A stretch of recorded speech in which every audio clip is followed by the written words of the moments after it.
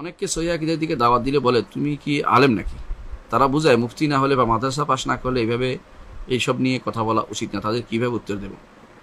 আপনি সহিহ আকীদার দাওয়াত দিবেন, সে যাই বলুক না কেন, যুগ যুগ ধরে যারা সহিহ আকীদার বিপরীত কাজ করেছে এদের মালা তথাকথিত নেতৃবৃন্দ, এরা নেতৃত্ব দুই রকমের। একটা হচ্ছে জাগতিক নেতৃত্ব, তারা থাকতো, অনেকে থাকতো ধর্মীয় নেতৃত্ব। দুইটাই কিন্তু সবসময় নবী রাসূলদের বিরোধিতা করেছে। আল্লাহ তাআলা কোরআনে কারিমে যখনই দেখবেন এখানে বলছে ক্বাল আল মালাউল্লাযীনা ইসতাকবারু, অহংকারী মালারা বলেছে। এই নেতারা দুই গোছের নেতার নেতৃত্ব, এটা হচ্ছে এলমের জ্ঞানে গরিমা, তারা নিজেরা খুব অহংকারী হয়েছে। আল্লাহ তাআলা কোরআন কারিমে অন্যত্র বলেছেন ফারহু বিমা ইনদাহুম মিনাল ইলমি, তারা তাদের কাছে যে জ্ঞান আছে এটা নিয়ে খুশি, আপনার থেকে কিছু নিবে না। এটাই হচ্ছে বর্তমান সময়। সহিহ আকীদার কথা বলতে গেলে তারা বলবে যে আপনি কে, আপনার থেকে বড় বড় আলেম আমাদের পার হয়ে গেছে, অমুক আলেম ছিল, অমুকে এই করেছে সেই করেছে, গাছের উপর দিয়ে চলেছে, মাছের উপর দিয়ে হাঁটছে, জমিনের উপর দিয়ে গেছে, পানির উপর দিয়ে পার হয়ে গেছে, আকাশের উপর উড়ে গেছে, এই জাতীয় কথাবার্তা বলে কারামত দিয়ে আপনাকে বুধ করে ফেলবে, মুখ বন্ধ করে দিবে। এগুলি সব যোগে ছিল একেবারে প্রত্যেক যুগে নবী রাসূলদের যখন সহিহ আকীদার দাওয়াত দিত, তাদের বিরুদ্ধে যারা দাঁড়াতো এদের নাম বলতো মালা। এই মালারা হচ্ছে তথাকথিত আলেম শ্রেণী, যারা এক ধরনের আলেম, যারা খারাপ আকীদা বিশ্বাস নিয়ে বসে আছে, তাদেরকে শুদ্ধ করতে গেলে তারা উল্টো আপনাকে খারাপভাবে চিত্রায়িত করবে। আর একটা গোষ্ঠী হচ্ছে শাসক শ্রেণী। দুইটাই কিন্তু তখনকার সময় তারা দেখছে যে এটার কথা বলে তাদের পাতে হাত দেওয়া হয়ে যায়, তারা তাদের যে অবস্থায় আছে সে অবস্থা থেকে থাকতে পারে না। এই জন্য তারা বলে কি, ফেরাউন বলেছে ওয়াইয়াযহাবু বিতারিকাতিকুমুল মুসলা, আমি ভয় পাচ্ছি যে তোমাদের এত সুন্দর পরিপাটি নিয়মতান্ত্রিক যে জীবন তোমাদের গড়ে উঠছে, এটাকে পরিবর্তন করে দিবে, নষ্ট করে দিবে। ফেরাউন নিজে বিনষ্টকারী, সবচেয়ে বড় মুফসিদ, আর সে বলতেছে অন্যদেরকে মুসা এবং হারুন তো তোমাদের সবকিছু নষ্ট করে দিবে। ঠিক এই লোকগুলো আপনাকে খারাপভাবে চিত্রায়িত করতে চাইবে, আপনি তাদের কথা শুনবেন না। আপনি বলবেন না যে আমি আলেমের দাবি করবেন না, আপনি বলবেন না যে আমি এটা জানি, এই জিনিসটা আমি জানি, আমি সব আলেমদের বলছেন তো এই বিষয়টা জানি, আপনার কাছে ভিন্ন এলেম থাকলে আমাকে দেন। তার সাথে আপনি যে বিষয় জানেন এই বিষয়ে ভালো করে জেনে নেবেন। আপনি এটাকে আবার এরকম না তার কাছে হেরে যায়, আবার তার কাছে এরকম হয়ে যাবেন না যে ফালতু হয়ে যাবেন না। আপনার ভালো করে বিশ্বাস, একটা জিনিস ভালো জানেন, দলিল দস্তাবেজ শিখে নিয়ে যাবেন, বলবেন যে এটা আমি জানি, আপনার দলিল দেন। এই জন্য আমি দেখছি মুওয়াহহিদ তাওহীদবাদী একজন মানুষের কাছে শত শত আলেম পর্যন্ত হেরে যায়, একজন মানুষের কাছে, একজন সাধারণ মানুষের কাছে। এটা দেখেছি আমরা, যারা তাওহীদবাদী সহিহ আকীদার ধারক বাহক, এদের কাছে বড় বড় তথাকথিত আলেমরা হেরে যায়। তারা কিন্তু এটা উত্তর দিতে পারে না। তারা অনেকে তাদের দলিল হচ্ছে একটাই যে আমাদের অমুক শাকে বলেছে, অমুক ওস্তাদে বলেছে, এত বছর মানুষগুলি কি করেছে। ফেরাউন কিন্তু তা করতো। মুসা আলাইহিস সালাম যখন দাওয়াত দিলেন যে ঈমান আনো, ফেরাউন বলে যে ফামা বালুল কুরুনিল উলা, তাহলে যারা চলে গেছে ওদের কি অবস্থা হয় বলো তো। কেন বলছে জানেন? কারণ এটা বললে, যদি বলে যে মুসা যদি বলতো এটা যে ওরা তো জাহান্নাম গেছে, বল দেখো জাহান্নাম, ধরো মারো, এটা বলতো। মানে এটা হচ্ছে এক ধরনের কৌশল, তাদের অপকৌশল। মুসা আলাইহিস সালাতু ওয়াস সালাম তখন বললেন সুন্দর করে, ইলমুহা ইনদা রাব্বি, এগুলি এলেম আমার রবের কাছে, লা ইয়াদুল রাব্বি ওয়া লা ইয়ানসা, আল্লাহ কোনোদিন এগুলি কি এলেম সেটা ভুলে যান না এবং সেটাকে তিনি ছেড়ে দিবেন না। আমার রব এগুলি তার থেকে হারিয়ে যাবে এরকম না, এই এলেম তার কাছে আছে। আপনিও বলবেন যে হ্যাঁ, যদি বলে যে অমুক কি বলছে, বলে হ্যাঁ ওনাদের এলেম নিয়ে চলে গেছে, আলহামদুলিল্লাহ, আমরা আমাদের বিষয়টা নিয়ে আলোচনা করি।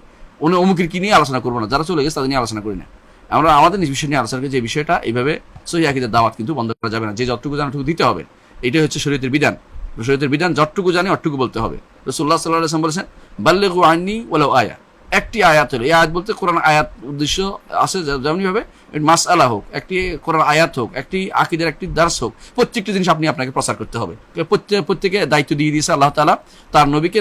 অবর্তমানে প্রত্যেকটি উম্মত এই দায়িত্ব যথাযথভাবে আদায় করতে হবে, আঞ্জাম দিতে হবে, যতটুকু সে জানে।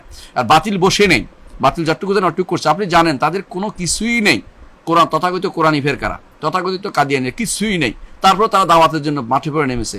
এই যে তথাকথিত হিজবুত তাহরীর, হিজবুত তাওহীদ, তো এরা যেভাবে মাঠে নেমেছে উল্টাপাল্টা করে মানুষকে বোঝাচ্ছে এবং বিভ্রান্ত করতেছে। তথাকথিত যারা পাশ্চাত্যের পদলেহী এবং ধর্মনিরপেক্ষবাদী বা তথাকথিত নাস্তিকরা তাদের পূরণ করার জন্য লাগিয়ে যাচ্ছে, তাদের তো বড় আলেম হওয়ার দাবি করে না। কিন্তু এরা কি করে, যখন কোনো ভালো আকীদার দিকে ডাকে তখন তুমি আলেম কিনা, তো তুমি আলেম না হলে যেটা জানে সেটা বলছে। সব আলেম থেকে হতে পারে না, ফাওকা কুল্লি জি আলিম আলিম, প্রত্যেক আলেমের উপর আলেম রয়েছে, যেটা জানে সেটা বলছে, এটা শোনেন। আপনাকে সব বড় আলেম হয়ে যাবে জরুরি না, যেটা আপনি জানেন এটা বলবেন, তাকে বলবেন আমি এটা জানি, অন্যগুলি আমি এত বড় আলেমের কথা বলছি, আমি যেটা জানি সেটা বলতেছি, তাকে এটা শিখিয়ে দিবেন। এই জিনিসটা আপনি আগে মজবুত ধারণ করবেন, বুঝবেন দলিল সহ।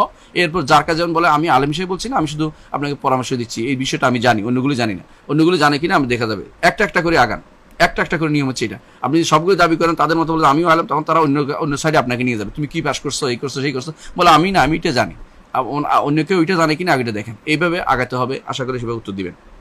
এখানে আরেকটা জিনিস বলা দরকার, এটা হচ্ছে যে কখনো মনে রাখবেন একটা কথা, সেটা হচ্ছে যে দার্স দেওয়ার জন্য বা আলোচনার জন্য, আকিদা দাওয়াত দেওয়ার জন্য তথাকথিত মুফতি, তথাকথিত মাদ্রাসায় পাশ হওয়া জরুরি না, আপনাকে আলেম দিন হতে হবে। দেখুন যে যখন মাদ্রাসাগুলি ছিল না তখন তো আলেম ছিল, মানুষ তখন গাছতলায় পড়তো, আলেমের কাছে পড়তো, মাদ্রাসা ছিল না।